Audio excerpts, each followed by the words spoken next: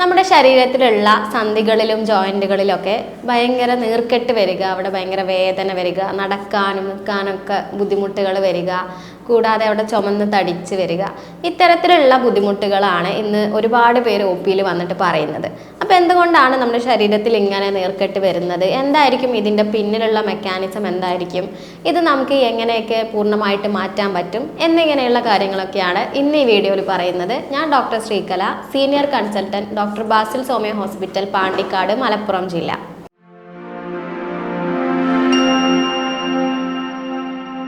ഈ നീർക്കെട്ട് എന്ന് പറയുന്നത് ഒരു ഇൻഫ്ലമേഷൻ ആണ്. അതായത് ഇത് ഒരു അസുഖമൊന്നുമല്ല. നമ്മുടെ ശരീരത്തിലേക്ക് പുറത്തു നിന്നുള്ള ബാക്ടീരിയാസോ അല്ലെങ്കിൽ നമ്മുടെ ശരീരത്തിന് ആവശ്യമില്ലാത്ത എന്തെങ്കിലുമൊക്കെ നമ്മുടെ ശരീരത്തിൻ്റെ ഉള്ളിലേക്ക് പ്രവേശിക്കുന്ന സമയത്ത് നമ്മുടെ ശരീരം അതിനെതിരെ പ്രതിരോധിക്കുമ്പോൾ ചില കെമിക്കൽ റിയാക്ഷൻസ് ഒക്കെ അവിടെ സംഭവിക്കും. അതിൻ്റെ ആഫ്റ്റർ എഫക്റ്റ് ആയിട്ട് ഉണ്ടാകുന്നതാണ് ഈ നീർക്കെട്ട് എന്ന് പറയുന്നത്.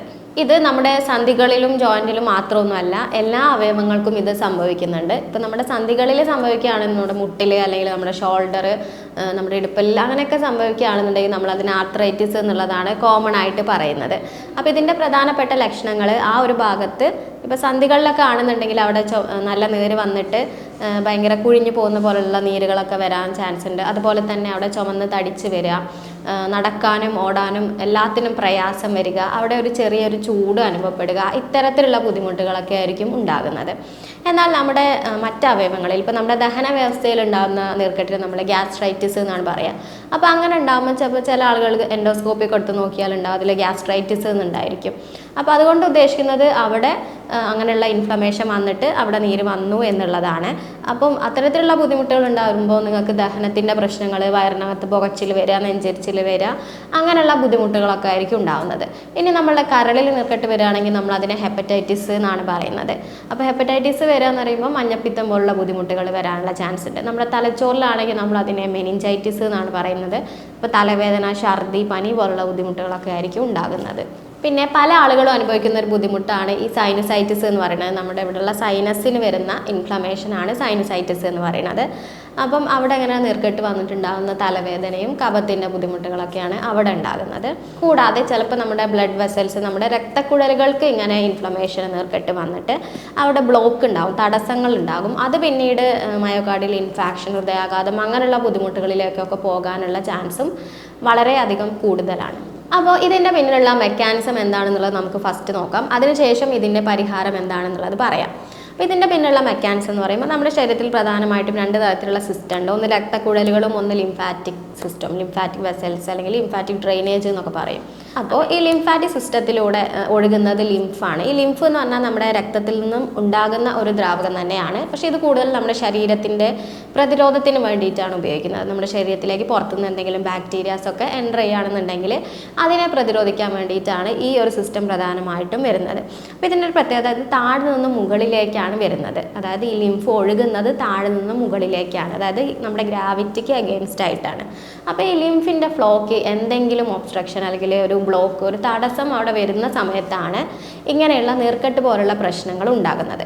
അപ്പോൾ എന്തുകൊണ്ടാണ് ഇതിന് ബ്ലോക്ക് വരുന്നത്, ബ്ലോക്ക് വരാനുള്ള കാരണങ്ങൾ, വരുത്തുന്ന കാരണങ്ങൾ എന്തൊക്കെയാണെന്നുള്ളത് നമുക്ക് നോക്കാം. പ്രധാനമായിട്ടും ഒന്നാമത്തെ കാരണം എന്ന് പറയുന്നത് ഇൻഫെക്ഷൻസ്, കൂടാതെ എന്തെങ്കിലും ഇഞ്ചുറീസോ അല്ലെങ്കിൽ എന്തെങ്കിലും വീഴ്ച ഉണ്ടാവുക, അങ്ങനെയുള്ള കാര്യങ്ങളിലും ഇങ്ങനെയുള്ള ഈ ബ്ലോക്കേജ് വരാനുള്ള സാധ്യത ഉണ്ട്. കൂടാതെ ഈ സ്മോക്കിങ്, ഇപ്പോൾ സിഗരറ്റ് സ്മോക്കിംഗ് അല്ലെങ്കിൽ ആൽക്കഹോളൊക്കെ ഉപയോഗിക്കുന്നവരാണെന്നുണ്ടെങ്കിലും വരാൻ ചാൻസ് ഉണ്ട്. കാരണം നമ്മുടെ ഈ സ്മോക്കിങ്ങിൽ, നമ്മുടെ സ്മോക്ക് ചെയ്യുന്ന ആൾക്കാരിൽ നിക്കോട്ടിൻ എന്ന് പറഞ്ഞ ഒരു കമ്പോണൻ്റ് ഉണ്ട്. അത് ഈ ലിംഫ് വെസൽസിൽ പോയി കെട്ടിക്കിടന്നിട്ട് അങ്ങനെ ബ്ലോക്കേജ് വരാനുള്ള സാധ്യത ഉണ്ട്. കൂടാതെ മറ്റൊരു കാരണം എന്ന് പറയുന്നത് ഈ ഫാറ്റ്, അതായത് കൊഴുപ്പടങ്ങിയിട്ടുള്ള ഭക്ഷണം കൂടുതലായിട്ട് കഴിച്ചാൽ ഈ കൊഴുപ്പ് പോയിട്ട് ഈ ലിംഫിൽ കെട്ടിക്കിടന്നിട്ട് അങ്ങനെയുള്ള ഒബ്സ്ട്രക്ഷൻ വരാനുള്ള സാധ്യത ഉണ്ട്. ഷുഗർ കൂടുതൽ, പഞ്ചസാര കൂടുതൽ കഴിക്കുന്നവരിലും ഇങ്ങനെ ഒബ്സ്ട്രക്ഷൻ വരാനുള്ള സാധ്യത കൂടുതലാണ്. കൂടാതെ നമ്മുടെ പ്രായമാകുന്നതിനനുസരിച്ചിട്ട്, ഇപ്പോൾ പ്രായമാകുന്നവരിൽ നീർക്കെട്ടിൻ്റെ ബുദ്ധിമുട്ട് കൂടാനുള്ള കാരണം എന്താണെന്ന് വെച്ചാൽ, ഇപ്പോൾ സ്ത്രീകളിലാണെന്നുണ്ടെങ്കിൽ ആർത്തവ വിരാമത്തിന് ശേഷം അവർക്ക് ഈസ്ട്രജൻ്റെ അളവ് കുറഞ്ഞു വരുന്നുണ്ട്. പുരുഷന്മാരിലാണെന്നുണ്ടെങ്കിൽ ടെസ്റ്റോസ്റ്റിറോൺ കുറഞ്ഞു വരും. അപ്പോൾ ഈ ഹോർമോൺസ് കുറഞ്ഞു വരുന്ന സമയത്തും ഇങ്ങനെയുള്ള ലിംഫിന് ബ്ലോക്കേജ് വരാൻ, അവിടെ തടസ്സം വരാനുള്ള സാധ്യത കൂടുതലായിട്ട് കണ്ടുവരുന്നു. പിന്നെ അതുപോലെ തന്നെ ഉറക്കം കൂടുതലാണെന്നുണ്ടെങ്കിലും കുറവാണെന്നുണ്ടെങ്കിലും ചിലപ്പോൾ ഇങ്ങനെയുള്ള ഒബ്സ്ട്രക്ഷൻസ് കാണാനുള്ള സാധ്യത ഉണ്ട്. പിന്നെ മറ്റൊരു കാരണം എന്ന് പറയുന്നത് നമ്മുടെ സ്ട്രെസ്സാണ്. ഈ സ്ട്രെസ്സ് നമ്മുടെ ശരീരത്തിൽ ഉണ്ടാകുന്ന സമയത്ത് നമ്മുടെ ശരീരം ഉൽപ്പാദിപ്പിക്കുന്ന ഒരു ഹോർമോണാണ് കോർട്ടിസോൾ.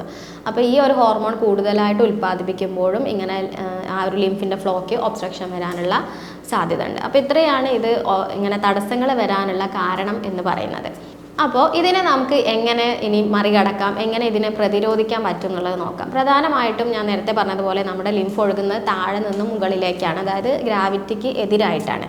അപ്പോൾ അങ്ങനെ ഒഴുകണമെന്നുണ്ടെങ്കിൽ നമുക്കൊരു ഫോഴ്സ് കിട്ടണം. അപ്പം അതിന് വേണ്ടിയിട്ട് നിങ്ങൾ നന്നായിട്ട് എക്സസൈസ് ചെയ്യുക, എയറോബിക് എക്സസൈസുകൾ ചെയ്യുക. അതായത് നടത്തം, ഓട്ടം, അങ്ങനെ മസിൽസ് നന്നായിട്ട് ചലനം കിട്ടുന്ന രീതിയിലുള്ള എക്സസൈസുകളാണ് നിങ്ങൾ ചെയ്യേണ്ടത്. അപ്പോഴേ ആ ഒരു ബ്ലോക്കൊന്നും ഇല്ലാതെ നല്ല രീതിയിൽ ആ ഒരു ലിംഫാറ്റിക് ഫ്ലോ ഉണ്ടാവുകയുള്ളൂ. ബ്ലോക്ക് ഇല്ലാതെ അവിടെ നീർക്കെട്ടൊക്കെ മാറുകയുള്ളൂ. ഇനി നീർക്കെട്ടുള്ള സ്ഥലത്ത് നിങ്ങൾ ജസ്റ്റ് ഒന്ന് ചെറുതായിട്ട് നിങ്ങൾ മസാജ് ചെയ്ത് കൊടുക്കുക എന്നുള്ളത് ഇമ്പോർട്ടൻ്റ് ആണ്.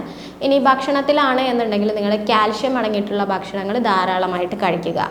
കാൽഷ്യം അടങ്ങിയിട്ടുള്ള ഭക്ഷണം എന്ന് പറയുമ്പോൾ നിങ്ങൾക്കറിയാം, പാലുൽപ്പന്നങ്ങളിലൊക്കെ ധാരാളം കാൽഷ്യം ഉണ്ട്. ഇപ്പം ദിവസവും ഒരു ഗ്ലാസ് പാല് കുടിക്കുക, അതുപോലെ തൈര്, മോര് എന്നിവയൊക്കെ ഭക്ഷണത്തിൽ ധാരാളമായിട്ട് ഉൾപ്പെടുത്തുക. ഇനി ചില ആളുകൾക്കാണ് എന്നുണ്ടെങ്കിൽ ഈ പാലിൻ്റെ അലർജി, ലാക്ടോസ് ഇൻടോളറൻസ് ഉള്ള ആളുകൾ ഉണ്ടായിരിക്കും. അപ്പം അത്തരക്കാർ ദിവസവും ഇലക്കറികൾ കഴിക്കുക.